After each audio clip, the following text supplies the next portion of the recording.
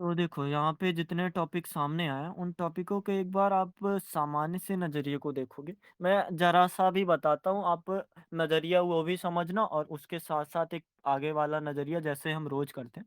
महिला आरक्षण विधेयक भारत में महिला सशक्तिकरण को प्रवेश कराएगा। मतलब एक 2006 का विषय है और इससे जस्ट पहले ये करंट की बातें एक चल रही थी कि महिला को आरक्षण विधेयक शामिल किया जाए। महिलाएँ जो है वास्तव में अपने अधिकार पाने के लिए अगर दूसरों के सामने हाथ फैलाती हैं, तो शायद वो हाथ पे उनके अधिकार नहीं दिए जाते। इससे पहले हमने क्या किया था कि शक्तियाँ और जो अधिकार होता है, केवल इसी से महिलाओं की मदद नहीं की जा सकती। आप समझ सकते हो, इसका जो अगला स्तर यहाँ पे आया है कि अब अधिकार तो ठीक ही है, अब अधिकार को बाँटने वाला एक जो अधिकारी हो, वो भी स्वयं महिला होनी चाहिए। आप देख सकते हो, एक उस दिन हमने यही बात की थी कि जो अधिकार है वो दे रहा है तो अपने हिसाब से अधिकार दे रहा है, सीमित अधिकार दे रहा है। लेकिन आज हमें बात क्या करनी है, जो अधिकार देने वाला होगा या फिर महिला आरक्षण विधेयक भारत में महिला सशक्तिकरण का प्रवेश होगा। समझो कि जैसे आपका मतलब एक महिला है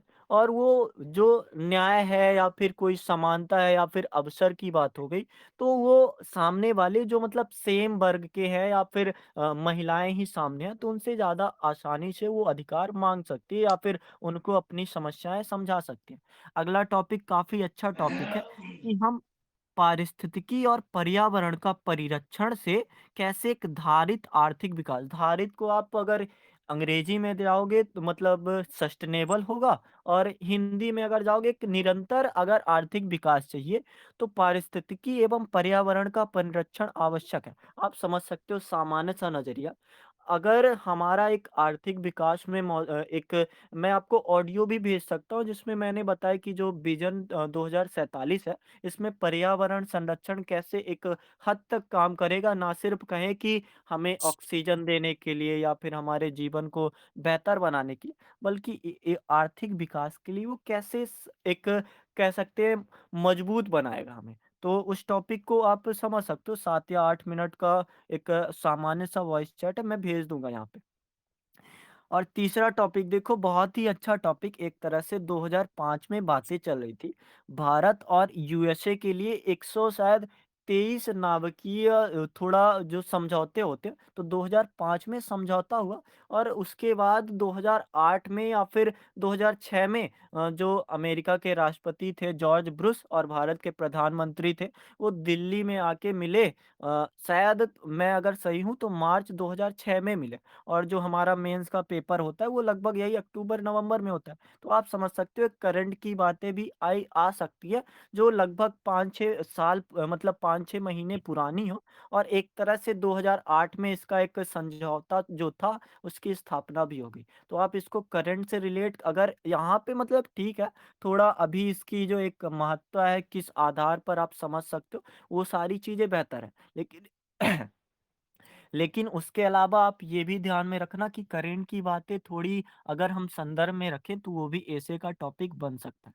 चौथा टॉपिक तो काफ़ी अच्छा है, मतलब जैसे कल हम टॉपिक कर ही रहे थे कि न्याय को गरीबों तक पहुंचना चाहिए। वैसे आज का भी टॉपिक आप ले सकते हो कि शिक्षा अगर गरीबों तक नहीं पहुंच रही है तो सर्व शिक्षा अभियान या फिर सभी के लिए शिक्षा अभियान मिथक है या फिर वास्तविकता है, वास्तव में ये हो पा रहा है या फिर नहीं हो पा रहा है। ये अभी के परिप्रेक्ष्य में लेके जाओ तो बातें और क्लियर होंगी, पुराने परिप्रेक्ष्य में लेके जाओगे तो और क्लियर होंगी और मतलब एक तरह से हर टॉपिक से अगर जोड़ोगे तो वो टॉपिक सभी के शिक्षा के लिए एक आप आदिवासी वर्ग समझ लो।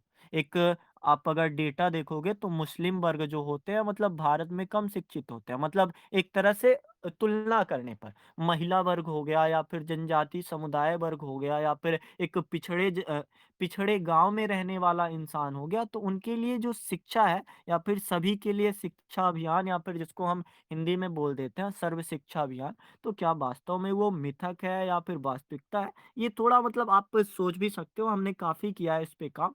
और पांचवा टॉपिक काफी अच्छा है, एक तरह से आप देखो, वैश्वीकरण भारत में लघु उद्योगों को समाप्त कर देगा और यहाँ पे क्वेश्चन मार्क भी नहीं लगाया गया, मतलब एक तरह से बताया गया आपको। तो आपके दिमाग में एक संदर्भ ये होना चाहिए, इस पे आगे बातें करेंगे कि कैसे-कैसे सोच सकते हैं।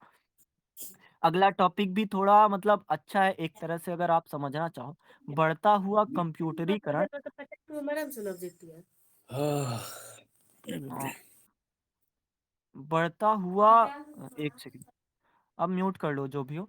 बढ़ता हुआ कंप्यूटरीकरण अपमानवीकृत समाज के निर्माण तक पहुंचा देगा। मतलब एक तरह से आप समझ सकते हो कि ये भी सवाल किया ही गया है कि जो अपमानवीकृत, जैसे आप समझो नॉर्मल, अगर ये हमें नकारात्मक में दिख रहा है ना, तो इसको एक रूप सकारात्मक भी आप सोच सकते हो।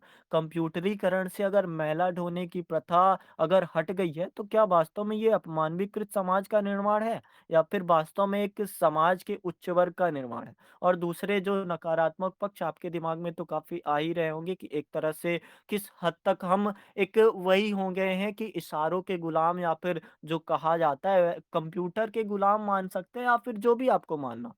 तो यही सारे टॉपिक हमारे सामने हैं। और वॉइस अच्छे से नहीं आ रही क्या?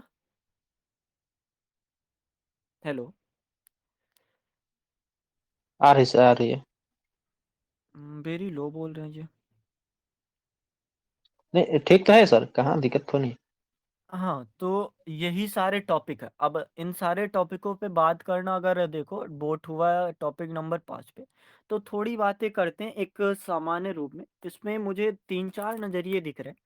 एक सामान्य सा नज़रिया ये, क्या वास्तव में वैश्वीकरण भारत के लघु उद्योगों को समाप्त कर देगा, या फिर उसको समाप्त की जगह उसका उत्थान कर देगा? क्योंकि वैश्वीकरण ना भी हो अगर, तो भी ये जो लघु उद्योग है, ये बड़े उद्योगों के कारण एक कह सकते हैं कि संवेदनशील स्थिति में आ गए हैं, या फिर कमजोर हो गए। तो एक सवाल तो ये कि क्या वास्तव में ये कमजोर करेगा या फिर मजबूत बनाएगा? और दूसरा सवाल ये कि जो वैश्वीकरण है, इसको क्या अगर हम रोक देंगे तो ये लघु उद्योग समाप्त होंगे या फिर बच जाएंगे? मतलब आपके सामने ये भी सवाल है।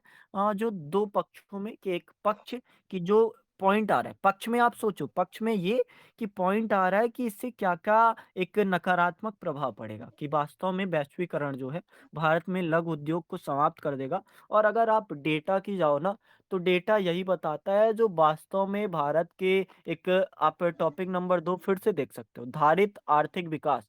जो धारित आर्थिक विकास भारत का चल रहा है, ये यही लघु उद्योगों द्वारा ही चल रहा है। मतलब आप एक बहुत बड़ा नज़रिया भी ना ले जाओ, तो सामान्य सा नज़रिया भी आपको यही बताएगा कि छोटे-छोटे उद्योग जो मतलब अपने से अपने उद्योग का खर्चा निकाल दे रहे हैं, और फिर भी एक विकास की राह में आगे बढ़ रहे हैं। तो इसको आप विज़न 2047 के भी परिप्रेक्ष्य में सोच सकते हो। क्योंकि मैंने आज देखा, जो संविधान दिवस पर राष्ट्रपति का हमारे भाषण था, तो राष्ट्रपति का भाषण यही था कि विज़न 2037 को 47 को हमें ध्यान में रखना है, और उसी के एक आधार पर हमें काम करना है। ठीक है? तो इन सारे आधारों के एक कह सकते हैं कि ले लो, और इनके बारे में आप बताओ कि क्या-क्या इसमें सोच पा रहे हो? क्या वास्तव में ये जो है समाप्त कर देगा या फिर नहीं कर पाएगा? हम ये भी काम कर सकते हैं कि पहले नकारात्मक पॉइंट लें, फिर सकारात्मक पहलू को देखें, और ये भी कर सकते हैं कि दोनों को साथ में लेकर हम चल सकते हैं। तो जैसा आप लोग बोलो, साथ में लेकर चलना है या फिर ऐसे पॉजिटिव नेगेटिव दोनों इम्पैक्ट को लेना है? क्योंकि देखो, एक तरीका तो जो यूपीएससी हमें बताना चाह रहा है, आप ज़रा पढ़ के फिर से देखो। वैश्वीकरण भारत में लघु उद्योगों को समाप्त कर देगा। यहाँ पे क्वेश्चन मार्क नहीं है। यहाँ पे एक शंका वाली, या फिर सकते हैं आशंका यूपीएससी कर रहा है कि जो वैश्वीकरण फैल रहा है ना, ये दिक्कत करने वाला है। तो अगर यूपीएससी आशंका हमसे देखना चाह रहा है, तो पहले तो हम उन आशंकाओं को पहले स्पष्ट करें कि क्या-क्या इससे दिक्कतें होंगी। तो नकारात्मक पहलू पहले दिखा देना, और फिर सकारात्मक बाद में दिखाना, ये यूपीएससी की ही डिमांड है। अगर यहाँ पे क्वेश्चन मार्क होता, तो थोड़ा हम रुकते, क्योंकि यूपीएससी स्वयं क्वेश्चन मार्क अगर कर रहा है, तो हम रुकेंगे, वास्तव में रुकेंगे। और हमारा जो पहलू होगा, ये भी हो सकता है कि पहले सकारात्मक दिखाया जाए, फिर नकारात्मक दिखाया जाए, फिर एक उपाय वाला नज़रिया लाया जाए। तो आप समझो, यूपीएससी हमसे ये डिमांड कर रहा है कि पहले हम नकारात्मक बताएँ कि समाप्त तो कर देगा, लेकिन फिर भी हमारे पास सकारात्मक इतने पक्ष हैं कि वो बता ही देगा कि नहीं, यार समाप्त नहीं होने वाला। तो पहले नकारात्मक पक्षों की बात कर ली जाए, है ना? कोई बोलो अगर कुछ मतलब एक और भी विचार आपके दिमाग में आ रहे हों कि और क्या कुछ बोलना चाहिए इसमें?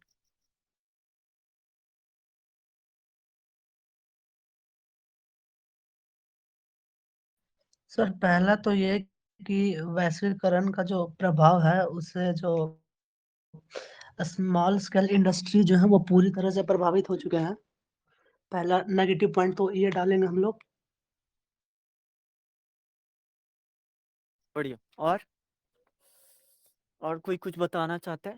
देखो, नेगेटिव पॉइंट अगर सोचना है तो बातें वैसी ही होंगी जैसे हम पहले सोचते थे। अगर आपने एक हमारा सेशन किया होगा डिस्कशन का, जिसमें हमने वैश्वीकरण या फिर भूमंडलीकरण का भारत के लिए निहितार्थ किया है, तो वही चीज़ें अब थोड़ा अधिक एक कह सकते हैं स्तर पे आई हैं कि अब केवल लघु उद्योगों के लिए पूछ रहा है। तो हमारा ये भी नज़रिया होगा कि वैश्वीकरण पूरी चीज़ें बताने के बाद हम ये भी बताएँगे कि वैश्वीकरण ना सिर्फ़ लघु उद्योगों के लिए नकारात्मक या सकारात्मक पॉइंट दिखा रहा है, बल्कि और भी चीज़ें हैं जिसके लिए ये सकारात्मक या फिर नकारात्मक पहलू को दिखा रहा है और जिसका कह सकते हैं अप्रत्यक्ष रूप से प्रभाव पड़ सकता है हमारे लघु उद्योगों पर भी।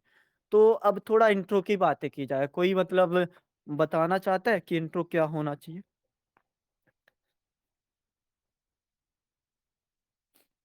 कुछ कोई सोच पा रहा है मतलब कोई अच्छी बात जो लगे कि हाँ यार, पढ़ के एक रोचकता लानी, ऐसे नहीं कि सारी बातें पॉइंट में होंगी, सारी बातें पहलुओं में होंगी।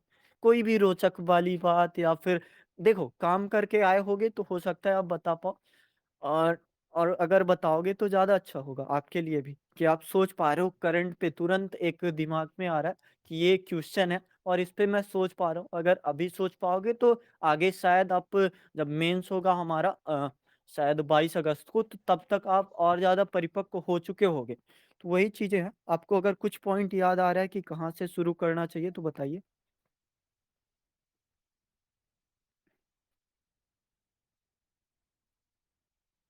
कोई बताना चाहेगा?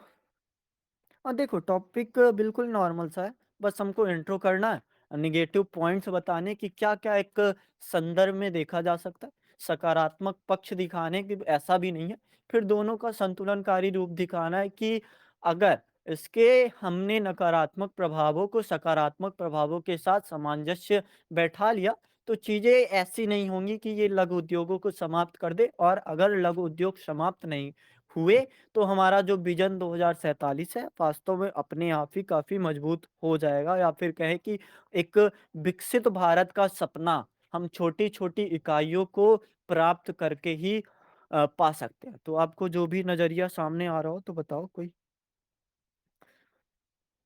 ठीक है मैं इसको पढ़ूँगा, मैं चाहता हूँ आप पहले इंट्रोडक्शन बताओ, फिर मैं पढ़ता हूँ ये क्या लिखा है आपने। Hello sir. जी, जी। हेलो। हुँ, हुँ। सर इसके ऐसे शुरू कर सकते हैं पॉजिटिव वे से, जैसे राष्ट्र के बीच बढ़ते आर्थिक सामाजिक राजनीतिक और संस्कृति संबंध जिसके अंतर्गत संपूर्ण विश्व एक दूसरे का जुड़ा हुआ महसूस कर रहा है, मतलब एक दूसरे से जुड़ा हुआ महसूस कर रहा है। तो ऐसे मतलब हुँ, बढ़िया। सर, और कोई सर कुछ मैं बोलूँ? बताना चाहते हैं? जी, जी, बोलिए। सर मैं बोलूँ? हुँ, हुँ। वैश्वीकरण ने दुनिया को एक छोटे से गांव में बदल दिया है। ये एक ऐसी प्रक्रिया है जिसमें देश के बीच आर्थिक, सामाजिक और सांस्कृतिक संबंध बढ़ते हैं।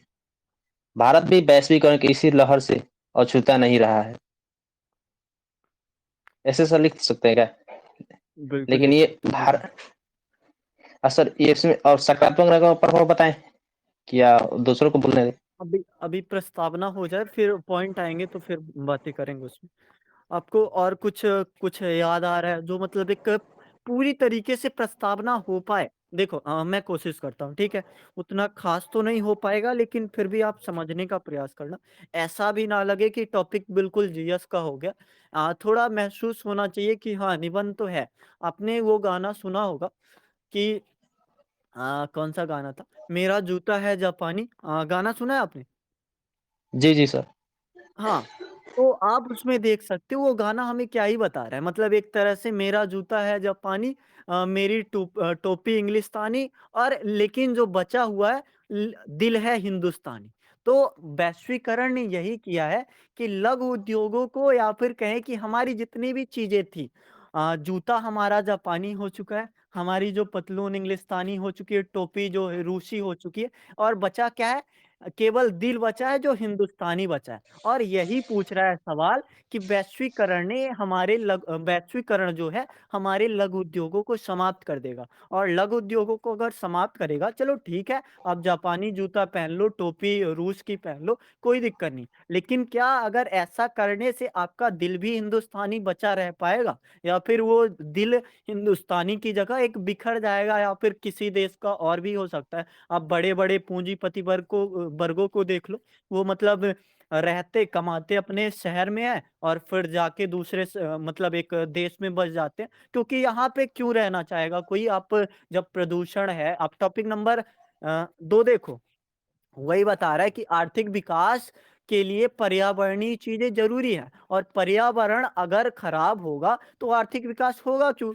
इसलिए नहीं होगा क्योंकि जो हमारे लोग होंगे वो शहर में चले जाएंगे क्योंकि आपके यहाँ प्रदूषण है। अब थोड़ा करंट से भी इसको रिलेट कर सकते हो और वही चीज है, हमें कोशिश करनी या फिर हमारा जो टॉपिक पूछ रहा है, टॉपिक ये पूछ रहा है कि क्या वास्तव में ये जो चीजें बदल रही हैं, कोई चीज जापान की है, कोई जर्मनी की है, कोई अमेरिका की है, कोई और जगह की है, तो क्या तुम जो दिल की बातें कर रहे हो या फिर जो तुम्हारा एक दिमाग है भारत वाला, क्या दिमाग बचा रह जाएगा या फिर तुम भी सुंदर पिचई हो जाओगे या फिर कोई और वर्ग हो जाओगे जिसके कारण एक समझो कि गांव की छोटी इकाई या फिर लघु उद्योग जो अपने आप में एक छोटे होते हैं फिर भी व्यापक होते हैं, उनकी अपनी विशेषता होती है, उसके महत्व को अगर वैश्वीकरण खत्म कर रहा है तो वास्तव में ये एक बहुत बड़ी दिक्कत वाली चीज है, जिससे भारत का या फिर कहें कि विकसित भारत का सपना अपने आप ही समाप्त हो जाएगा। तो इन सारी चीज़ों को आप एक संदर्भ में रख के कर सकते हो, आप एडजस्ट कर सकते हो कि ऐसी बातें हैं और इन बातों का होना एक नकारात्मक नज़रिया ही दिखा रहा है। अभी वर्तमान समय में अगर देखो, आप खुद ध्यान रखो, मतलब एक तरह से कह सकते हैं ये टॉपिक 2006 का भी है, लेकिन 18 साल आगे एक ऐसी मानसिकता क्या नहीं है कि इंसान जो है, जो वैश्वीकरण की चीज़ें या फिर ब्रांड वैल्यू वाली बातें हैं, गुच्ची हो गया, पराडा हो गया, इनमें ज़्यादा फ़ोकस कर रहा है, बल्कि जो एक लघु उद्योग या फिर जो सीमित आधार पर चीज़ें हैं, उन आधारों को एक कह सकते हैं कि अलग भाव से देख रहा है।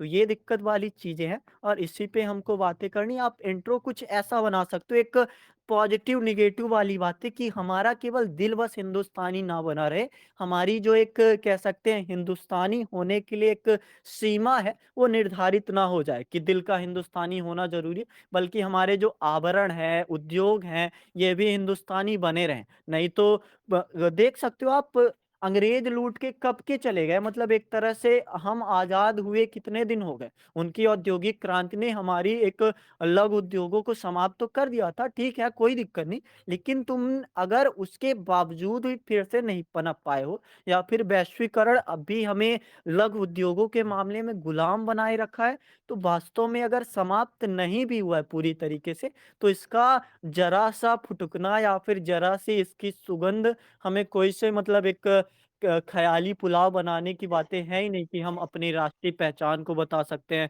या फिर हम अपनी एक सभ्यता को बता सकते हैं कि हमारे पास ये था। ये जो चीज़ें हैं, आप थोड़ा रिलेट और भी कर सकते हो, सोसाइटी से रिलेट कर सकते हो, वैश्वीकरण अगर सामने है, आप वैश्वीकरण अगर सामने है तो आप और भी बातों को ध्यान में रख सकते हो। तो इंट्रो मुझे लगता है कि ऐसा ही कुछ आस-पास होना चाहिए और आप लोगों को कोई कविता वगैरह याद आ रही हो तो बता सकते हो। सॉन्ग से भी स्टार्ट कर सकते हो, जैसे मैं आपको बताऊँ, एक वो सॉन्ग आपको याद होगा कि लता मंगेशकर का सॉन्ग हो या फिर किसी और का सॉन्ग हो, मैं आपको एक सॉन्ग भेजूँगा, जिसमें आप कहोगे कि इससे बेहतर है कि गाने में चीज़ें पढ़ाई जाएँ और गाने की चीज़ें ऐसे एक आधार बन के आएगी कि आपके पास कंटेंटों की कमी नहीं रहेगी। लेकिन अगर उस चीज़ की भी कमी हो रही है तो एक कह सकते हैं कि हाँ, कमी है, इसलिए हम ये भी सवाल कर रहे हैं कि क्या गानों से शुरू करते हैं। गाना अपने आप में काव्य है ना, अब एक नई पीढ़ी का दशक आ गया जिसमें आप रैप सॉन्ग हो गया, पॉप सॉन्ग हो गया, इसको मतलब एक तरह से नहीं डाल सकते हो, थोड़ी सीमाएँ हैं। लेकिन फिर भी अगर कोई भाव दिखा रहे हैं तो आप पॉप सॉन्ग भी डाल सकते हो और जो भी आपको एक तरह से लग रहा है कि ये डाल देने से चीज़ें बेहतर समझ आएँगी, आप फ्रेंच के भी शब्द डाल सकते हो, कोई ख़ास दिक्कत वाली बात नहीं है। तो और भी कोई कुछ बताना चाहे अगर तो बता सकता है कि इंट्रो में और क्या कुछ होना चाहिए? Sir hello. हुँ, हुँ। सर जैसे एक मतलब कविता है, हुँ, हुँ। वो दिन नहीं रहे अब, न पहले का सा एहसास, सुबह भी बदल गई और शाम भी, बदल गए सब क्रियाकलाप, सब दूर है पास होकर, सब तरह से सब कुछ उपलब्ध, पर मैं मन बेचैन, परिवर्तन ही जीवन है सजीव एवं निर्जीव का, पर इतना और है हो ऐसा कि बना रहे जीवन सबका। तो मतलब ऐसे बढ़िया, अच्छा है। और कोई कुछ बताना चाहता है इंट्रो में क्या और हो सकता है?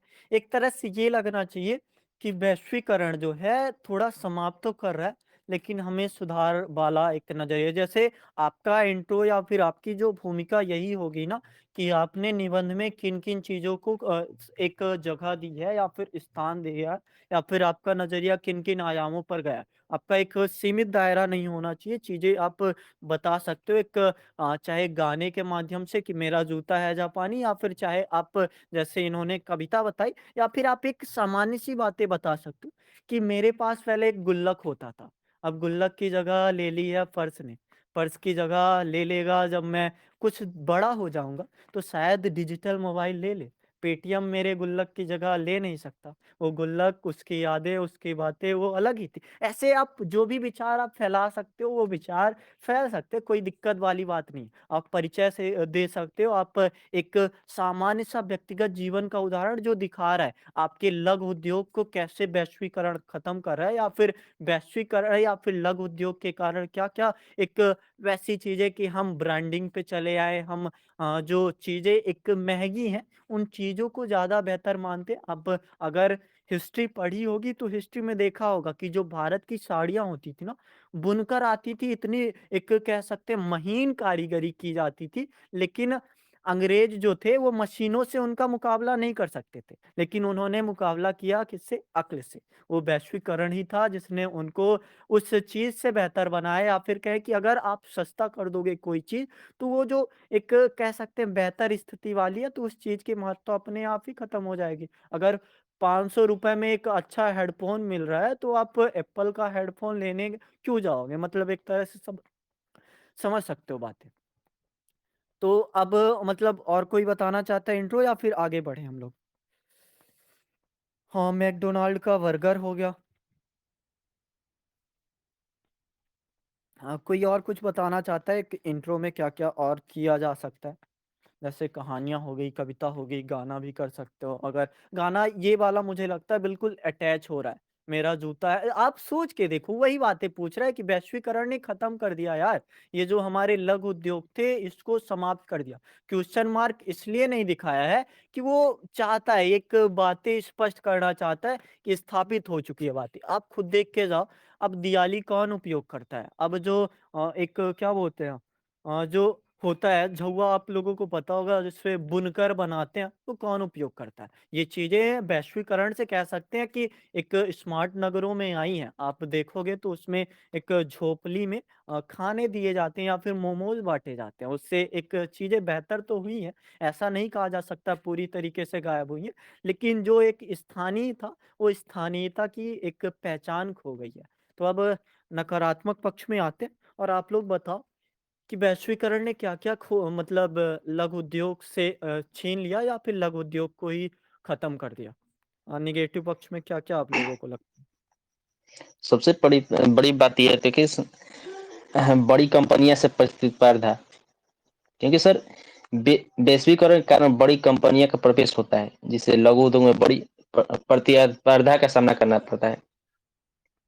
बढ़िया, और सर श्रम का दोहन हो जाएगा सर, क्योंकि वैश्वीकरण के कारण श्रमिकों का शोषण बढ़ रहा सकता है, क्योंकि कंपनियों कम लागत पर श्रमिकों की तलाश करती है। और बढ़िया, सर इसमें एक और सबसे बड़ा महत्वपूर्ण बात है कि पर्यावरण पर प्रदूषण हो रहा है, प्रभाव पड़ रहा है पर्यावरण पर, कि वैश्वीकरण के कारण उत्पादन बढ़ता है जिससे पर्यावरण प्रदूषण भी बढ़ता है सर। बढ़िया, और सर इसमें एक और और होता है कि सस्ते आयात, क्योंकि सर सस्ते आयात के कारण घरेलू उत्पादों की मांग कम हो जाती है, जिससे लघु उद्योग का उत्पादन प्रभावित होता है। और एक सर मैं एक इस पर एग्जांपल देना चाहता हूँ हम्म। कि एक छोटा सा कपड़ा मिल बड़ी बहुराष्ट्रीय कंपनी के सस्ते कपड़ों के कारण बाजार में अपना स्थान खोद रहा है। सर मैं इसको थोड़ा धीरे बताने का प्रयास करता हूँ कि एक छोटा सा कपड़ा मिल है सर, वो बड़ी बहुराष्ट्रीय कंपनियों के सस्ते कपड़ों के कारण बाजार में अपना स्थान खोज रहा है। मैंने कि कहने का मतलब है कि सर बड़े बहुत कंपनियां छोटे कपड़े मिलों को स्थान को एथी के प्रतियोगिता के कारण सर उसको समाप्त हो जा रहा है सर। बढ़िया। और कोई? हाँ, निगेटिव में आप लोग अभी जैसे देखो ना, यूपीएससी का एक पूछने का आधार हमसे अगर है कि जो वैश्वीकरण है लघु उद्योगों को समाप्त कर एक सेकंड मैं फिर से पढ़ के बताता हूँ। वैश्वीकरण भारत में लघु उद्योगों को समाप्त कर देगा, एक तरह से क्वेश्चन मार्क भी नहीं है, एक खड़ी लाइन है जो आशंका दिखा रही है। तो पहले हम उस आशंका को तो सामने ला लें कि कितनी सारी बातें कही जा सकती हैं, कितनी सारी बातें सोची जा सकती हैं। वैश्वीकरण के कारण शिल्प उद्योग को हानि पहुंची है। बढ़िया। जैसे इन्होंने बताया, एक तरह से जो बाजार होता है, वैश्वीकरण वास्तव में है तो बाजारों को बढ़ाने वाला ही, एक बाजार विस्तृत करता है। फिर भी उस बाजार में जो प्रभुत्व होता है या फिर संपन्नता होती है, वो उस बड़े वर्ग की या फिर बड़ी कंपनियों की ही बनी रहती है। स्थानीय उद्योग पर ऐसा दबाव आ जाता है कि अगर आप काम नहीं करोगे या फिर एक बढ़ती प्रतिस्पर्धा ने एक इस स्तर की प्रतिस्पर्धा ला दी है कि अगर आप नहीं कर पाए या फिर आपकी जो कीमतें हैं, जैसे आप देखो कि दो एक वैश्वीकरण ने समाज बनाया, समझो फ्लिपकार्ट हो गया, एक हो गया मीशो। मीशो पे सेम चीजें थोड़े कम मूल्य की, फ्लिपकार्ट पर सेम चीजें थोड़ी ज्यादा मूल्य की है, तो आप समझो मीशो को ही लोग प्रिफर करते हैं। एक मिडिल क्लास है, मीशो को ही प्रिफर करेगा। क्यों? क्योंकि वैश्वीकरण ने प्रतिस्पर्धा भी बढ़ाई, मंच भी बढ़ाया, और उसके साथ साथ क्वालिटी, मतलब एक तरह से रिव्यू जब होता है उसमें चीजें तो एक समझ ही आ जाती है कि वही चीजें इस प्लेटफॉर्म में इतने रुपए में। आपने खुद चेक किया होगा कि अमेजोन पे चेक कर लो ये फोन कितने रुपए का आ रहा है, और फ्लिपकार्ट पे चेक कर लो कितने रुपए का आ रहा है, यहाँ पे कितना ऑफर, यहाँ पे कितना ऑफर। तो दो प्रतिस्पर्धा वाले अगर ग्रुप होंगे तो चीजें तो एक बिखरेंगी तो है ही। तो वैसी स्थितियां आ गई हैं। इन्होंने अच्छा पॉइंट बताया। और कोई कुछ बताना चाहता है? वैश्वीकरण ने महाशक्ति देशों के नक्शे में ला खड़ा कर दिया। इसको आप डिस्क्राइब करोगे कैसे? जैसे आपने पहले क्या लिखा था, वैश्वीकरण आर्थिक, सामाजिक और सांस्कृतिक स्तर पर अनेक अंतर संबंधों के माध्यम से अलग अलग राष्ट्रों का एक एकीकृत इकाई के रूपांतरण में है, जो उनके बीच आसान परिवहन और संचार द्वारा संचालित होता है। वैश्वीकरण एक बड़े पैमाने की घटना है, जबकि लघु उद्योग स्थानीय घटना है।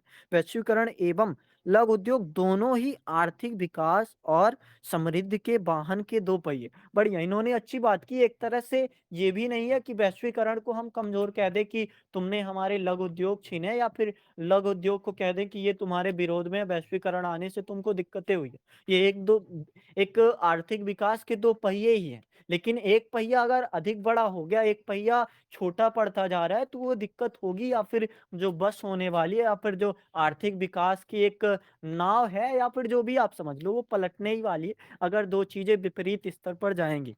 कुछ लोग तर्क देते हैं कि भारत जैसे विकासशील देश को देखते हुए वैश्वीकरण द्वारा की जाने वाली भयंकर प्रतिस्पर्धा से लघु उद्योग को नुकसान हो सकता है और वे दम तोड़ सकते हैं। बढ़िया।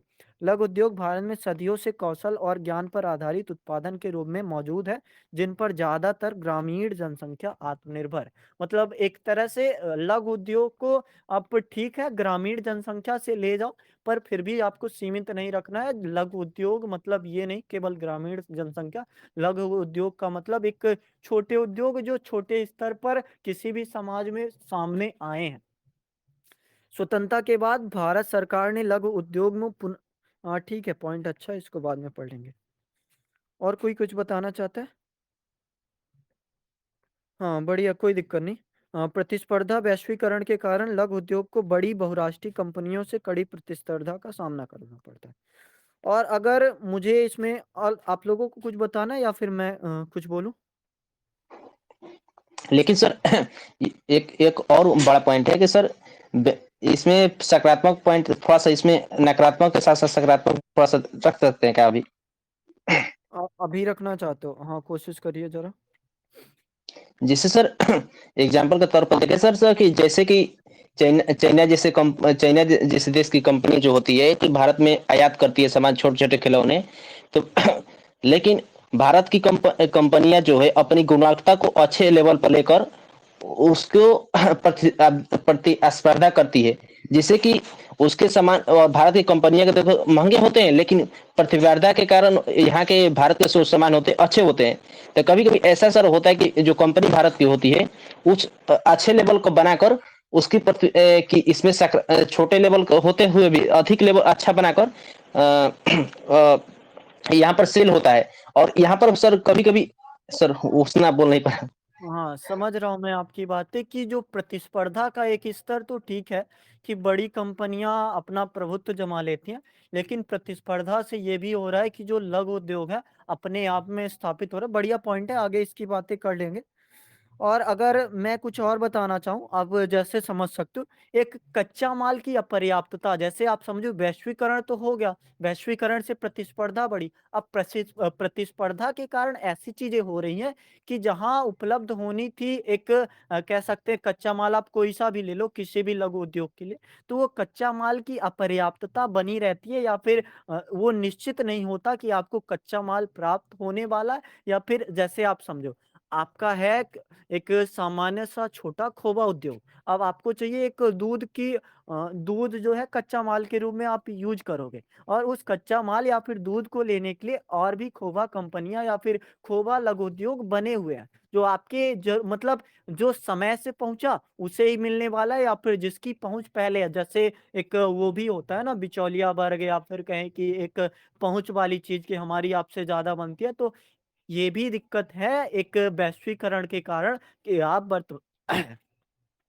आप जो वर्तमान समय में जी रहे हो तो उसमें कच्चा माल की एक अपर्याप्तता बनी रहती है, क्योंकि प्रतिस्पर्धा बढ़ी है, उत्पाद बढ़े हैं, और उत्पाद अगर बढ़ेंगे तो कच्चा माल की आवश्यकता है ही। और आप देख सकते हो एक तरह तरह की चीजें आई गई हैं। उसके अलावा आप देखना चाहो तो स्थानीय रोजगार की हानि हुई है। अब वैश्वीकरण ने उस कोई सा भी आप एक सामान्य सा लघु उद्योग देख लो जो एक स्थानीय जगह तक सीमित था, फिर भी ऐसा हुआ है कि अब इसके कारण प्रचलित हो गया। सारे लोग सीख गए हैं कि कैसे चीजें बनाई जाती हैं। अब आप इसके लिए देख सकते हो, अगर प्रबंधन कानून बनाना पड़ रहा है या फिर पेटेंट जैसी चीजें कि आप इसको बना नहीं सकते, तो समझ सकते हो कि वर्तमान समय में कॉपीराइट का दौर या फिर कहें कि एक नकल करने का दौर किस हद तक सामने आ चुका है कि आपको बता रहा है कि ये जो चीज़ें हैं, ये सिर्फ़ आपके लिए नहीं है। और आप देखते ही होंगे एक नकल वाली चीज़ या फिर जो भी है, छोटा उद्योग हो या फिर बड़ा उद्योग हो,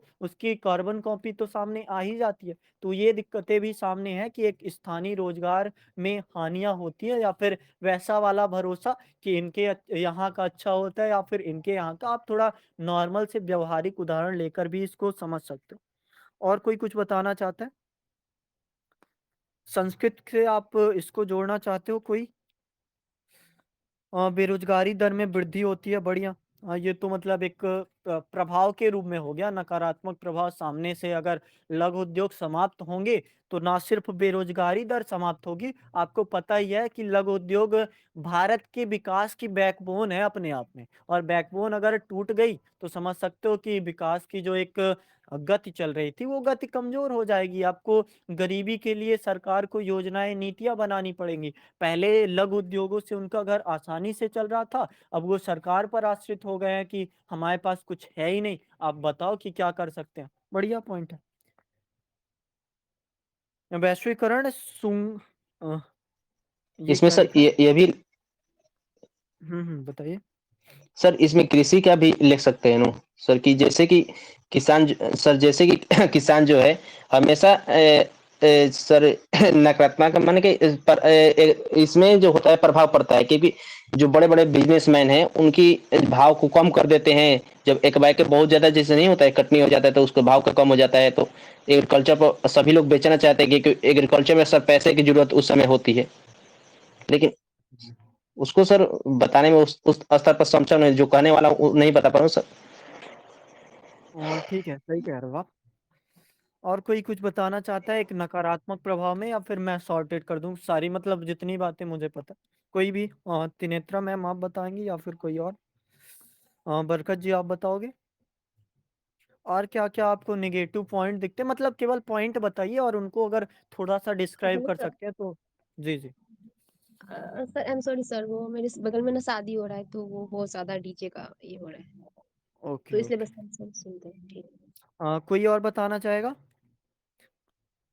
अब मैं जरा सा सॉर्टेड करने की कोशिश करता हूँ, मतलब और उतना एक तो। सब पॉइंट, और सर एक जी जी। पॉइंट रख सकता हूँ क्या? और बोलिए। एक पॉइंट, हम्म। जिससे कि स्थानीय उद्योगों का पतन हो रहा है सबसे ज्यादा सर। हाँ, वही मैंने कहा, स्थानीय उद्योग हो या फिर स्थानीय रोजगार हो, ये अपने आप पे इन पे दबाव पड़ता ही है। ठीक है, आप थोड़ा ध्यान से सुन सकते हो, मतलब एक ऐसी वाली भी शैली नहीं रखनी है कि खुद को बताने के चक्कर में जो बातें सामने वाला बोल रहा है उसको इग्नोर कर दो, क्योंकि आपको ये भी टैलेंट रखना होगा कि आपको अपना पक्ष तो रखना ही है, साथ साथ सामने वाले की भी आप बातें सुननी है। ये आपको यूपीएससी के इंटरव्यू में भी मदद करेगा कि आप सोचने के चक्कर में ये ना हो जाए कि आप जो बातें पूछी गई हैं वो भूल जाओ, तो इसको भी थोड़ा एक नॉर्मल सा ध्यान रखना।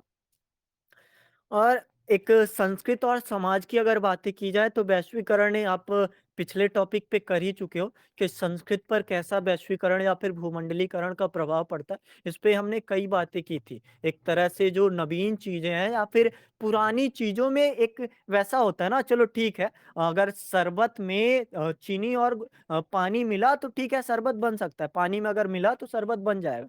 लेकिन कभी कभी ये भी तो हो सकता है कि चीनी आप ज्यादा मिला दो, या फिर पानी गंदा मिला दो, या फिर जो भी चीज़ है, तो एक समांगी मिश्रण या फिर जो भी चीज़ें हैं, वो एक दिक्कत वाली भी चीज़ें हैं। तो वैश्वीकरण ने भले लघु उद्योगों को मंच दिया हो, पर मंच ज़रूरी नहीं कह सकते कि वो वास्तव में उनके लिए बाज़ार ही बना हो। उनकी संस्कृति और एक तरह से जो पहचान है, वास्तविक पहचान, उसको छीनने में शायद काफ़ी हद तक कह सकते हैं कि जो यूपीएससी पूछ ही रहा है, समाप्त कर देगा। तो मुझे लगता है कि संस्कृत और एक जो राष्ट्रीय पहचान या फिर लघु उद्योगों की अपनी पहचान है, उनको कमजोर वो कर रहा है। अगर एक और बात देखी जाए तो मूल्य और गुणवत्ता, जैसे देखो वैश्वीकरण में अक्सर क्या होता है कि जो घड़ा हुआ, तो घड़ा अगर मशीन से बन के आया तो चलो कम रुपए में मिलेगा, लेकिन हाथ से बना घड़ा अगर महंगा है तो लोग उसको नहीं खरीदेंगे, भले उसमें गुणवत्ता जो हो किसी भी प्रकार की हो। तो मूल्य और ये जो गुणवत्ता है, दोनों में असमानताएं देखी जा सकती है वैश्वीकरण के दौर में। आप खुद ही बताओ, एक नॉर्मल सी चीज अगर काम चलाऊ है, जैसे एक रेलवे में अगर आप गए होगे, 40 रुपए का जो हेडफोन आता है, अगर 40 दिन भी चल गया तो काम तो सूल है, मतलब एक तरह से समझ सकते हो। तो वैसी बातें हो जाती है कि जो मूल्य अगर सस्ता है तो इंसान गुणवत्ता पे नहीं जाता, एक काम चलाऊ वाली पद्धतियां लोगों को, मतलब एक कह सकते हैं बिखरा देती हैं, चीजें जो हैं असमानताएं वहां पे पैदा कर ही देती है। जो क्वालिटी वाला था वो बिका नहीं, जो चाइना का था या फिर 4 दिन की जिंदगी जिसकी जिंदगी थी, वो काफी बिक रहा है। तो ऐसी चीजें भी हो रही हैं वैश्वीकरण के कारण। तो एक वर्ग को तो जिसका मतलब कम लागत है और क्या बोलते हैं उसको, मुनाफा अधिक है, वो वाली भी चीजें हैं, जिसकी अधिक लागत है उसका मुनाफा भी कम है, वैसी वाली भी स्थिति है। आप ये भी सोच सकते हो। और जैसा कि हरि जी ने बताया भी, प्राकृतिक संसाधनों का दोहन हो रहा है। ठीक है, वैश्वीकरण अगर प्रतिस्पर्धा बढ़ा रहा है, तो समझो कौन सा उद्योग होगा, ज्यादा से ज्यादा कुटीर उद्योग होगा, लघु उद्योग में, जिसमें बांस के सामान या फिर कहें कि जो एक खिलौने होंगे माटी के, जैसे एक एग्जांपल सामान्य सा देता हूँ, मतलब कोई ऑफेंड होने वाली बात नहीं।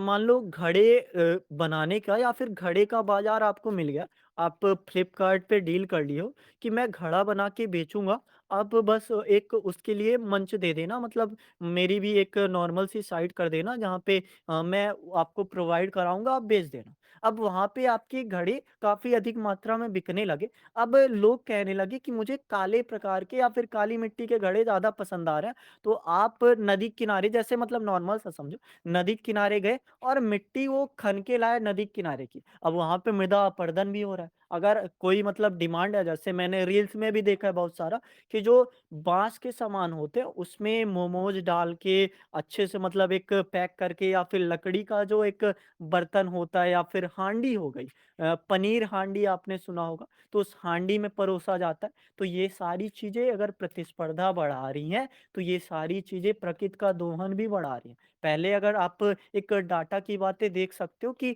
जो इंसान है ना, साढ़े 7 महीने में प्रकृति का इतना ह्रास कर चुका होता है, जो उसे 1 साल में करना था। और फिर उसके नाम पे वो जो होता है कितने तारीख को 5 जून को पर्यावरण दिवस मना देता है एक शोक के रूप में कि वाह! हमने साढ़े 7 महीने में ही पर्यावरण का दोहन कर दिया। तो ऐसे आप इल्ज़ाम भी लगा सकते हो कि वैश्वीकरण से ये भी हुआ है। और क्या आप मूल्य निर्धारण पर नियंत्रण का बातें तो हो ही चुकी हैं, रोजगार अस्थिरता की बातें आपने कर ही दी हैं। आर्थिक असमानता एक तरह से अगर बड़ा वर्ग केवल कमाएगा, छोटा वर्ग केवल प्रतिस्पर्धा करता रहेगा कि हमें आगे जाना है और प्रतिस्पर्धा के चक्कर में जैसे आपने एनसीईआरटी में पढ़ा होगा या फिर कहीं और पे पढ़ा होगा, ऋण चुकाने के लिए ऋण लेना एक अपने आप में ऋण हो जाता है इंसान के लिए और उसकी जो एक स्थिति होती है वो प्रतिष्ठा भी उसकी चली गई, आत्मसम्मान भी उसका चला गया, जीवन भी उसका शायद कमज़ोर हो जाता है अपने आप में और ये जो वैश्वीकरण है, ना सिर्फ़ लघु उद्योगों को समाप्त करेगा बल्कि हमारी जो आर्थिक विकास की एक बैकबोन है या फिर रीढ़ है, उसको भी समाप्त करेगा और जो लघु उद्योगों से जुड़े हुए लोग हैं, उनके भी जीवन को समाप्त करता दिख सकता है। तो ये बातें आप कई बातों को एक साथ जोड़ के करोगे तो थोड़ा हो सकता है रोचक भी लग सकता है, बातें एक अनूठी भी लग सकती, इनको भी आप सोच सकते हो और प्रस्तावना हो गया हमारा, नकारात्मक पक्ष हो गया और फिर भी अब इसको हमें थोड़ा पॉजिटिव में कि वैश्वीकरण ने वास्तव में मंच दिया, इसकी भी बातें अगर की जाए तो वैसे होनी चाहिए क्योंकि मुझे लगता है में क्वेश्चन मार्क नहीं है तो ये बातें पूरी तरीके से सॉलिड नहीं है, इसलिए अब हम सकारात्मक पक्ष पे आते हैं, ठीक है? या फिर कुछ और आप लोगों को बताना है तो बता सकते हो। एक बार मैं पढ़ देता हूँ फिर आगे बढ़ते हैं। इन्होंने क्या लिखा वैश्वीकरण संयुक्त परिवार को एकाकी परिवार और देश की विदेश में रक्षा संबंधी प्रौद्योगिकी में हाँ, वृद्धि ऐसा लिखा है शायद। अ बेरोजगारी दर में वृद्धि हुई है। इन्हीं लघु उद्योगों का संरक्षण देने के लिए जीआई टैग दिया जा रहा है। मतलब एक तरह से ये भी देख सकते हो आप। संस्कृति में पहले चरण स्पर्श करते थे, अब नमस्ते, हाय, टाटा जैसा परिचय ये मतलब एक लघु उद्योग से जुड़ा हुआ टॉपिक नहीं है। ये जब वो वाली चीज़ें आएँगी कि भारतीय समाज असमंजस में ऐसा टॉपिक आएगा, तब आप बता सकते हो कि जो राष्ट्रीय पहचान थी मतलब वैसा भी नहीं कि हमारे जो प्रतिमान है वो गलत है। एक कह सकते हैं संस्कार के नाम पर जैसा क्वेश्चन भी आया है शायद कि यूपीएससी में कि शिक्षा के नाम पर हम अपने संस्कार खो रहे हैं। ऐसी चीज़ें तो आप उसमें डाल सकते हो इसको। लघु उद्योग किस देश की एक खास किस्म की वस्तुओं को प्रदर्शित करते हैं जिससे वह देश अपनी पहचान खो रहा है। जैसे भारत से बनारसी साड़ी और भी लड़कियों से निर्मित हाँ, एक हाथ से बनी हुई साड़ी अगर एक मशीन की साड़ी से प्रतिस्पर्धा कर रही है, तो ये वास्तव में एक हास्यास्पद बात है कि क्या ही कर रहे हो आप? और क्या लिखा है? नहीं सर, इसका मतलब ये है कि बहुत सी चीज़ें होती हैं ना वहाँ की फ़ेमस होती है। जैसे जब भी कोई आर्किटेक्ट की बात आती है तो चाइना की चीज़ें फ़ेमस होती हैं। अगर कोरल लीव्स की बात आती है तो श्रीलंका की चीज़ें जानी जाती हैं। इसी तरीके से भारत का भी वैश्विक स्तर पर अपना पहचान है कि वो भारत की जैसे कि भारत की बनारसी साड़ी विश्व प्रसिद्ध है। वो विश्व में एक मतलब एक ग्लोबल स्तर पर अपना स्थान ग्रहण करती है। अगर इस तरीके से हमारे लघु उद्योगों का ह्रास होता रहा तो एक जो पहचान होगी किसी भी राष्ट्र की वो खो देगा, जिसको संरक्षित करना ज़रूरी है। इसका मतलब ये था सर। अच्छा बढ़िया। मुझे मतलब इसमें एक पॉइंट और याद आ रहा है जैसे चीज़ें बढ़िया हैं पर ये भी तो होता है ना कि इस पॉइंट को हम सकारात्मक में रखेंगे या फिर नकारात्मक में। अभी आप देखोगे जो एक राष्ट्रपति का दौरा हुआ था मुझे नाम याद नहीं पर उन्होंने उनको शायद बनारसी साड़ी गिफ्ट की गई थी तो ऐसी चीज़ें अगर वर्तमान समय में भी पहचान है जैसे अभी शायद इंडोनेशिया है या फिर मुझे नाम नहीं याद आ रहा है शायद मलेशिया है जहाँ पे सर उनको हाँ, अभी उनको सर मतलब अभी हाँ, हाँ, हुँ, बताइए सर। बोलिए, बोलिए, बोलिए। सर अभी जैसे कि अभी ये हुआ था ना सीओपी उसमें मोदी जी ने मेलोनी को और भी फ्रांस के नेता को महाराष्ट्र की तो किसी को उड़ीसा की अलग-अलग चीज़ें प्रदान की थी। तो तो वही सर वो चीज़ें ये वो सभी जो सकारात्मक हैं भी पक्ष में वो भी आ भारत सकते की हैं। ठीक है, सर ठीक है। ये देखा जाए तो हम दोनों से कनेक्ट कर सकते हैं हाँ, ना सर, दोनों जैसे से कि कनेक्ट कर कोई सकते भी हैं। हमारे यहाँ की नटराज की मूर्ति है तो सर ये एक पहचान, अगर आप कहीं भी विश्व विदेश में जाएंगे नटराज की मूर्ति है तो ये एक आइडेंटिटी करता है कि ये भारत का है या भारत से आया हुआ है। जैसे सर ड्रैगन ड्रैगन की बात आती है तो ड्रैगन को ये मान ही लिया गया है कि वो चाइना का ही है। कोई भी देश बना के दे, अगर कहीं भी ड्रैगन दिखा तो ये चाइना का है। इस तरीके से सर, जैसे अच्छा, तो बढ़िया। सर अगर इस तरीके से ह्रास होता रहा तो फिर एक जो पहचान होगी ना, वो जो विश्व स्तर पर कोई भी राष्ट्र अपना पहचान बना पाता है तो हम उसको भी तो खो सकते हैं। बढ़िया।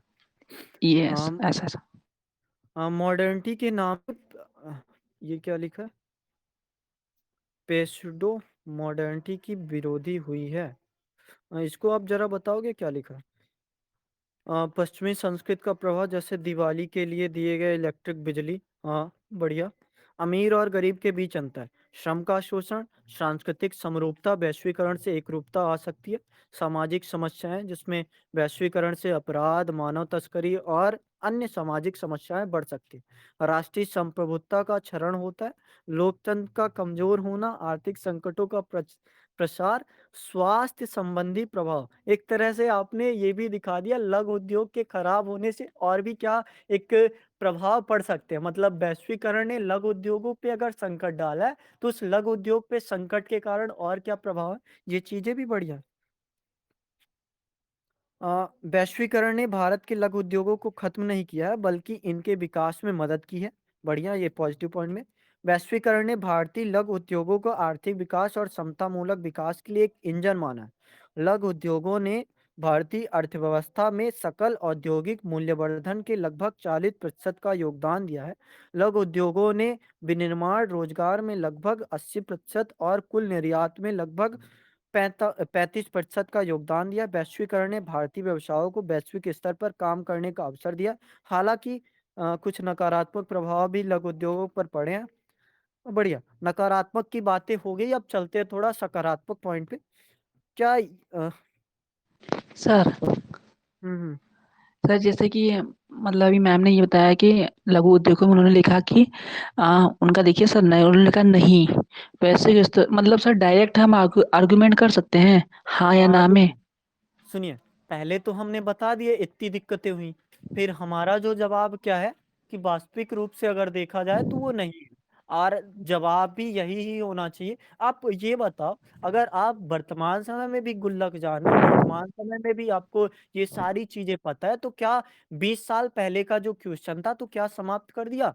तो नहीं समाप्त किया, बस उस चीज को प्रभावित किया। वास्तविकता यही है कि प्रभावित करना हमको लगता है समाप्त कर देगा। और अगर हमने एक सहयोग वाला या फिर परिवर्तन वाला दिमाग ना लगाया और फिर बदलाव वाली जो सोच है उसके पीछे ना गए, तो हो सकता है समाप्त कर दे। लेकिन अगर क्वेश्चन पूछ रहा है समाप्त किया जा सकता है, तो मतलब आप देख सकते हो समाप्त अभी किया नहीं है लेकिन कर सकता है। तो ऐसी वाली जो विचारधारा है वो भी आप डायरेक्ट ही बोल सकते हो। डायरेक्ट बोलना मतलब आपने ये पक्ष तो रखा ही ना सामने कि ये दिक्कतें हैं, नकारात्मक प्रभाव भी है, लेकिन अभी समाप्त नहीं किया और वर्तमान में ही इंसान जिएगा। तो वैसी बातें ठीक है। सर जैसे कि बहुत बार होता है ना, अगर हम डायरेक्ट स्टैंड लेते हैं किसी चीज़ पर हाँ या ना पर, तो फिर वही बात हो जाएगी कि हम पहले तो हमें ये कहते हैं कि मुझे भूख नहीं लगी, फिर हम कहते हैं हाँ थोड़ा खा सकते हैं। तो इस तरीके की कुछ स्थिति नहीं हो जाएगी? वो क्योंकि सर चीजें कोई भी, ठीक है, वो चीजें जैसे हम तो मध्यम मार्ग का फॉलो करेंगे ना, हाँ या ना के बीच में, कि हाँ कुछ प्रभाव तो पड़ा है पर इसका कुछ दुष्प्रभाव भी पड़े हैं, ऐसा। मत- मध्यम मार्ग ही है वो। मतलब एक अपना अपना तरीका होगा ना। अगर किसी ने, आप देखो जैसे मैंने शुरू में ही बात की कि क्वेश्चन की जो डिमांड है, वैश्वीकरण भारत में लघु उद्योगों को समाप्त कर देगा।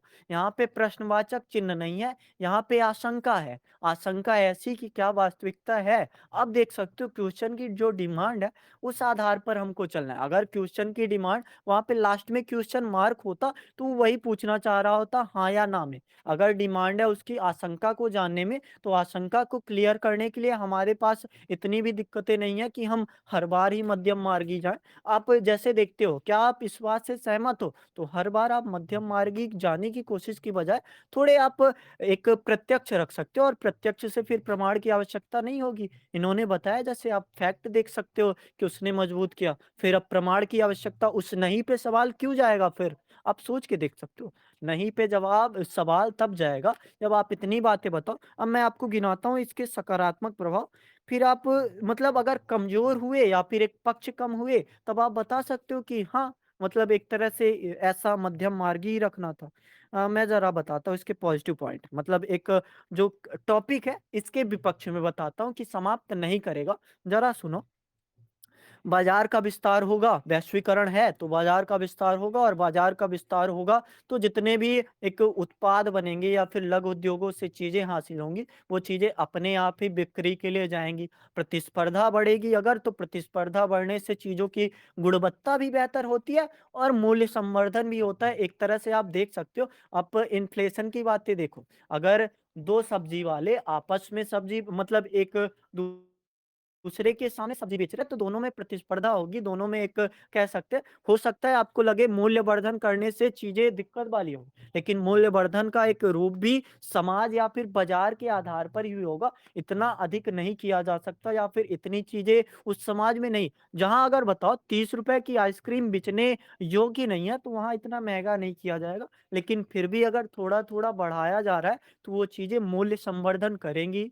प्रतिस्पर्धा के बढ़ने से, बाजार के बढ़ने से चीज़ें व्यवस्थित होती हैं, और वैश्वीकरण ने ये करके दिखाया है कि आपको एक बाजार दिया है। बाजार सिर्फ़ भारत में नहीं, बाजार विश्व में दिया है कि आप विश्व में चीज़ें बेच सकते हो, और बेचने का वर्तमान समय में जो तरीका है, आप वैश्वीकरण को अगर बेचने के विपणन की एक जो पद्धति है, उस विपणन की पद्धति में नवोन्मेष हो गया, तकनीकी हो गया, डिजिटल हो गया, एक कह सकते हैं कि ओ ओले क्या बोलते हैं उसको? ओएलएक्स, ओएलएक्स की बात देख लो।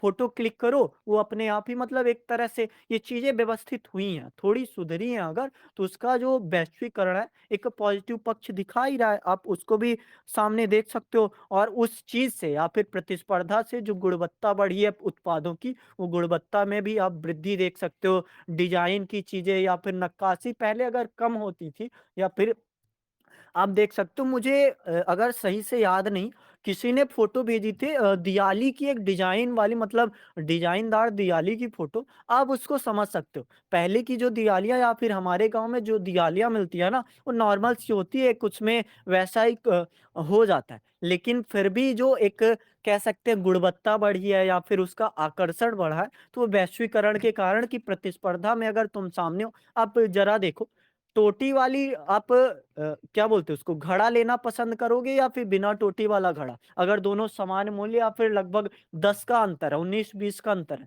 तो वही चीज़ें अगर प्रतिस्पर्धा बढ़ी है, तो वो अलंकरण बढ़ा है, एक संस्कृति फिर से वापस आई है, या फिर रचनात्मकता जो है, वो रचनात्मकता अपने आप में सिद्ध कर रही है कि चीज़ें कैसे बेहतर की जा सकती है। अगर विश्व में ऐसा देखा जाए, तो उसके तरीके भी अब वैसी स्थिति नहीं है कि चीन जैसी कि लाखों या फिर हज़ार-हज़ार सालों तक वो जो स्थिति होती थी या फिर तुम्हारे लघु उद्योग का तरीका है, वो छुपाया जा सकेगा। अब वैश्वीकरण ने सारे तरीकों को सामने रख दिया, और पेटेंट जैसी चीज़ें भी आपके पास अगर ऐसा है कि आपसे बेहतर कोई नहीं जानता, तो पेटेंट वाला ऐसा होता है कि आप रेसिपी बताओ, आप विधि बताओ और उसको जमा कर दो सामने, और फिर उस विधि का अगर कोई प्रयोग कर रहा है, तो सरकार उसके खिलाफ कार्यवाही करेगी कि ऐसा आप मत करो। तो ऐसी भी चीज़ें हैं, मतलब आप समझ सकते हो वैश्वीकरण ने काफ़ी कुछ एक उत्पादकता में वृद्धि, क्योंकि लघु उद्योग है, तो अभी आपने अगर पढ़ा कि पर्यावरण को हानि हो रही है, तो वो चीज़ें हानि तो हो रही हैं, पर उत्पादकता में तो वृद्धि हो रही है। एक आर्थिक विकास की नींव तो हम रख ही रहे हैं, तो उसकी बातें भी आप सोच सकते हो। नौकरी का सृजन अगर कह सकते हैं स्थानीय स्तर पर जो रोजगार है कम हो रहे हैं, तो कह सकते हैं बृहद स्तर पर रोजगार का सृजन तो हो ही रहा है, उसकी बातें भी की जा सकती है। और किसी को कोई पॉइंट अगर याद आ रहा है तो बताएं। सर वैश्वीकरण के कारण ही हम लोग पहले नॉर्मल फूड खाते थे, आज पूरे देश की चीजें खा सकते हैं, पूरे विश्व में जो भी चीजें मिलती हैं वो खा सकते हैं। ये बढ़िया। भी तो सर एक फर्क पड़ा है वैश्वीकरण पर। सर ठीक है, 3 पॉइंट हो गए, प्रस्तावना हो गया और दोनों का नकारात्मक सकारात्मक हो गया। अब नेक्स्ट किस पर बात चले? तीन चीजें सकारात्मक तो थोड़ी और बताओ। मुझे लगता है सकारात्मक और भी हो सकता है। ऐसा नहीं है वैश्वीकरण से सिर्फ इतनी मतलब एक लाभ वाली चीज़ है। जैसे मैं थोड़ा पढ़ता हूँ और इन्होंने लिखा मैं व्यापार और निवेश में वृद्धि। बढ़िया, ये पॉइंट मतलब आप समझ सकते हो। व्यापार भी बढ़ा है, निवेश भी बढ़ा है। आज ही मैं न्यूज़ चैनल देख रहा था जिसमें मतलब एमपी के जो मोहन यादव थे वो जर्मनी और कहीं और की यात्रा के लिए कि वो एमएसएमई को बढ़ाने के लिए अपना मतलब एमपी में दिखा रहे हैं कि हमारे पास ये चीज़ें हैं, आप इसमें निवेश कर सकते हो। तो ये चीज़ें वैश्वीकरण के कारण कह सकते हैं संभव हुई है। आप ना सिर्फ वो एक टेक्नोलॉजी के स्तर पर बल्कि जो छोटी-छोटी चीज़ें हैं, चाहे एक कह सकते हैं कि जो बुनना हो, कातना हो या फिर जो दीपक बनाना हो, घड़े बनाना हो या फिर और भी जैसे भोजन हो गया, संस्कृत की पहचान हो गया, कला हो गया, कला में बहुत सी सारी चीज़ें जो विश्व प्रसिद्ध हुई हैं। जैसे आपने बनारसी साड़ी का बताया, अब तो मुझे लगता है बनारसी साड़ी को लघु उद्योग से बृहद उद्योग घोषित कर देना चाहिए। एक तरह से वो बड़ा उद्योग ही बन चुका है। और भी ऐसी चीज़ें जैसे आपने ये भी पढ़ा है कि कच्चा माल की जो है अस्थिरता तो हो जाती है, लेकिन वर्तमान समय में जब एक चीज़ ये भी होती है सामंजस्य से जो उद्योग चलते हैं मतलब एक उद्योग दूसरे उद्योग के लिए सहयोगकारी बनता है, तो ये भी चीज़ें वैश्वीकरण के कारण संभव हो पाई हैं। तो ऐसी भी चीज़ें हैं। और रोज़गार में अवसरों की वृद्धि प्रौद्योगिकी के प्रसार में वृद्धि वैश्वीकरण ने प्रौद्योगिकी के प्रसार में वृद्धि को बढ़ावा दिया जिससे लोगों को और बेहतर सेवाओं और उत्पादों को लाभ उठाने में मदद मिली। सांस्कृतिक आदान प्रदान में वृद्धि वैश्वीकरण ने सांस्कृतिक आदान प्रदान में वृद्धि को बढ़ावा दिया जिससे लोगों को विभिन्न संस्कृतियों के बारे में जानने और समझने में मदद मिली। स्वास्थ्य क्षेत्र में उन्नति और नकारात्मक पे बातें हो ही गई है। ये हो सकता है कि इसका मतलब केवल पहचानने और खाने के बदलाव हुआ है जैसे वेस्टर्न डिशेस खाने में चाउमीन, मोमोज, इटालियन सोच वही है पुरानी फेशूडो मोर्टी। हाँ, वही आप समझ सकते हो पर इसको मुझे लगता है कि एक नकारात्मक आप बता सकते हो कि लघु उद्योग से जो चीज़ें हैं वो हाई-फाई गई हैं। जैसे जो तंदूरी रोटी होती है या फिर कहें कि जो पोई हुई या फिर बाजरा की रोटी अब गाँव में नहीं मिलती, लेकिन शहर के रेस्टोरेंट में आप जाओगे तो मिल जाएगा। काकून का अनाज अब गाँव में नहीं मिलता या फिर एक सीमित जगह में नहीं मिलता, लेकिन बड़े रेस्टोरेंट या फिर बड़े जो मॉल होते हैं, वहाँ मिल सकते हैं। तो इसको मुझे लगता है कि नकारात्मक में दिखाना चाहिए कि ये हमसे छीना गया है या फिर लघु उद्योगों से जो चीज़ें बेहतर-बेहतर थी, उनको बृहद उद्योगों में डाल दिया गया है कि अब इन पे ब्रांडिंग लगेगी, इन पे लोगो लगेगा और हो सकता है इसको भी अगर आप लघु उद्योग ही मानो या फिर जो चीज़ें हैं, उन चीज़ों को छोटे स्तर से अगर उठाकर देखा गया, तो उनकी ब्रांडिंग भी अगर थोड़ी बात आप एक करंट की कर लो, जैसे ज़ूडियो है, गरीबों का ज़ारा, उसमें आप देख सकते हो कि उसमें ब्रांडिंग टाटा ने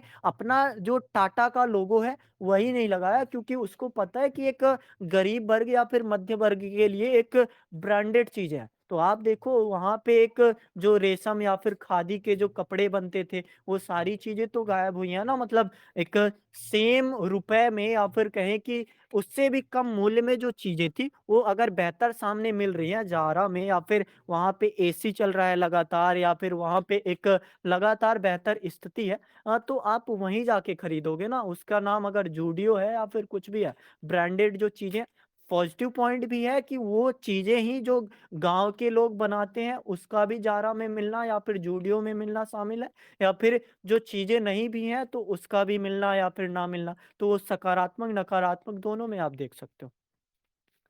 pop music with Indian music ये लघु उद्योग में कैसे आएगा? ज़रा समझाइए। भारत में हर साल 30 अगस्त को लघु उद्योग दिवस मनाया जाता है ताकि देश में लघु उद्योग को बढ़ावा दिया जा सके। और एक बात मैं आपको बताऊं, शायद किसी का ऐसा वक्तव्य था या फिर कोई कोटेशन है, अगर किसी का दिवस मनाया जा रहा है तो वो चीजें ऐसी है कि वो कमजोर हो चुका है और कमजोरों के ही दिवस मनाए जाते हैं, मजबूतों के दिवस नहीं मनाए जाते। तो थोड़ा आप व्यंग भी कर सकते हो कि वास्तव में लघु उद्योग कमजोर हुआ है। और आप सोच भी सकते हो कि अगर दिवस मनाया जा रहा है तो उसको प्रोत्साहन या फिर महत्व दें। मैं मतलब मेरा विचार नहीं है, बस एक समझ ये भी रख सकते हो कि अगर आपको आलोचना करनी है या फिर एक ताने रखने हैं तो वो आप बता सकते हो कि ऐसी चीजें हैं कि इसके लिए अगर सर सुधार की बात जी यही वाला कथन मैंने हिंदी ऑप्शनल की क्लास में सुना था सर। जैसे कि हिंदी दिवस मनाते हैं, हिंदी पखवाड़ा मनाते, हिंदी सप्ताह मनाते हैं और हाँ, हिंदी पखवाड़ा। ये शायद जो हाँ, हमारे विकास सर का ग्रंथकार, है। नहीं, नहीं, नहीं विकास स सर का नहीं है। अच्छा, ये जो उन्होंने ही हमारे बताया था ऐसे। ग्रंथकार हैं हरिशंकर परसाई, इनका कथन है कि अगर हिंदी दिवस मनाया जा रहा है, कभी आपने सुना है अंग्रेजी दिवस मनाया जा रहा है? तो वही चीजें हैं कि हिंदी को कमजोर मारनी। ये ठीक है, टॉपिक से भटक गए थोड़ा, लेकिन फिर भी आप एक संदर्भ में रख सकते हो कि अगर आपको बताना है कि इस चीज का दिवस मनाया जा रहा है एक प्रोत्साहन करने के लिए, तो पहली बात तो यही कि कमजोरों के ही दिवस मनाए जाते हैं। और वास्तव में वही पूछ रहा है कि समाप्त कर दिया है क्या वैश्वीकरण ने? तो समाप्त भले ना सही, पर कमजोर जरूर कर दिया है, या फिर मजबूत बनाने के लिए अब थोड़ा काम कर रहा है। या फिर पहले रीढ़ तोड़ दी, जैसे लघु उद्योगों को हम रीढ़ ही मानते हैं, तो पहले रीढ़ तोड़ दी, अब रीढ़ के लिए इलाज कर रहा है। तो वो चीजें उतनी बेहतर तो नहीं हो सकती, क्योंकि अब वैश्वीकरण भी एक डायरेक्ट तो रोका नहीं जा सकता, और ना ही उसका एक जो मिश्रण हो चुका है, जैसे वेज थाली हो गई, नवरात्रि थाली हो गई, या फिर जो भी मिश्रण खाने में हुआ, एक गुण में हुआ, एक संस्कृति में हुआ, जैसे प्राचीन काल से हम मिश्रण करते आएंगे। हम अपनी एक जो कला है, यूनानी कला से मिश्रित करते हैं, रोम कला से मिश्रित। तो मिश्रण का जो तरीका है, उसने चीजें थोड़ी लगता है कमजोर की हैं, जिसके लिए हम ये चीजें मनाते हैं या फिर जो भी करते हैं। और नहीं भी लिखना तो कोई खास दिक्कत नहीं है। और सर पहले पहले भारत के लोगों द्वारा मोटा अनाज खाया जाता था, जैसे कि राई, बाजरा, ज्वार, मक्का, ये सब चीज़ें। लेकिन आज वैश्वीकरण का प्रभाव रहा कि आज ये अनाज भारत के लोगों द्वारा कम उपयोग की जा रही है, जबकि बाहरी लोगों द्वारा इसका अत्यधिक मात्रा में सेवन किया जा रहा है। हम्म। ये भी सर। तो अब लेकिन सर सकारात्मक में कुछ और आप लोगों को बताना है, या फिर बस बस किया जाए? सर प्लस सर मैं इसको डिफाइन करूँ क्या, इस माँ का अब पॉपकॉर्न बन गई है, जैसे इसमें मैम ने नहीं, बोला नहीं, था। अब टाइम वैसे हो गया, मतलब आप समझ सकते हो। बस एक मेरा यही संदर्भ था कि आप लोग सोच सकते हो ये बातें, और बातें इस पे इसलिए की जा रही हैं क्योंकि वैश्वीकरण टॉपिक आएगा, और उस टॉपिक पे हमें कम से कम कंटेंट की कमी ना पड़े। कंटेंट की कमी इस नाम पे नहीं कि हमारे पास जो बातें हैं, जैसे आप खेती का बता रहे हो, कोई बता रहा है एक इस उद्योग का, तो बातें तो होंगी, पर उस बातों को आप एडजस्ट कैसे करोगे? एक प्रस्तावना ऐसी लगे कि रोचकता भरी हो, चाहे वो कहानी से आप शुरू करो, चाहे गुल्लक से आप शुरू कर सकते हो। मुझे लगता है कि आपने अगर वो वेब सीरीज देखी होगी गुल्लक, तो उसका गाना भी काफी अच्छा है, उससे भी आप शुरू कर सकते हो। या फिर जैसे वो बताया मैंने, मेरा जूता है जापानी, तो वो वही लग रहा है कि चीजें कि या फिर केवल दिल है हिंदुस्तानी, अब दिल भी हिंदुस्तानी नहीं बचा, ऐसा लग रहा है या फिर ऐसा महसूस हो रहा है, ऐसा प्रस्तावना। और लास्टली आपको जैसा भी संदर्भ बन सकता है, मतलब अगर वहां पे पूछ रहा है जो क्वेश्चन समाप्त, बिल्कुल समाप्त कर दिया है, तो आपको थोड़ा बचाव में आना पड़ेगा। एक पहले सकारात्मक पॉइंट देने पड़ेंगे, फिर नकारात्मक। या फिर अगर पूछ रहा है कि समाप्त कर दिया एक आशंका वाले भाव में, तो आपका यही पक्ष होना चाहिए कि पहले नकारात्मक दिखाओ, साथ साथ चाहो तो सकारात्मक बता सकते हो कि ऐसा भी नहीं है, लग रहा है लेकिन कमजोर जरूर कर दिया, ऐसी बातें कर सकते हो। और लास्टली निष्कर्ष यही होगा। और निष्कर्ष में मैं बात फिर से वही करना चाहूंगा कि विजन 2047 अगर हमको देखना है, या फिर एक विकसित भारत की जो हमारी मानसिकता है उसको देखना है, तो हमें कम से कम जो हमारे लघु उद्योग है, जो हमारे आर्थिक विकास की एक नींव माने जाते हैं या फिर बैकबोन माने जाते हैं, उनको अगर हम मजबूत नहीं करेंगे, उनको ही वैश्वीकरण जो सहयोग कर सकता था उसके द्वारा ही कमजोर करवा देंगे, तो वो दिक्कत वाली चीज है। और फिर हमारा जो एक लक्ष्य है कमजोर होगा।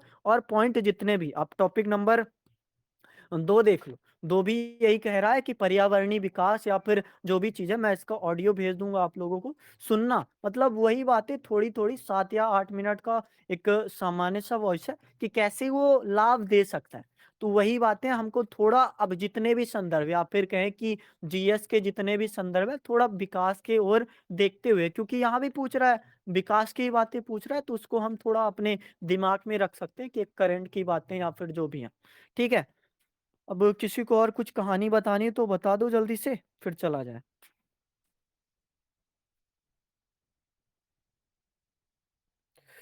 एक बार मैं पढ़ दूं क्या आप लोगों के टर्म?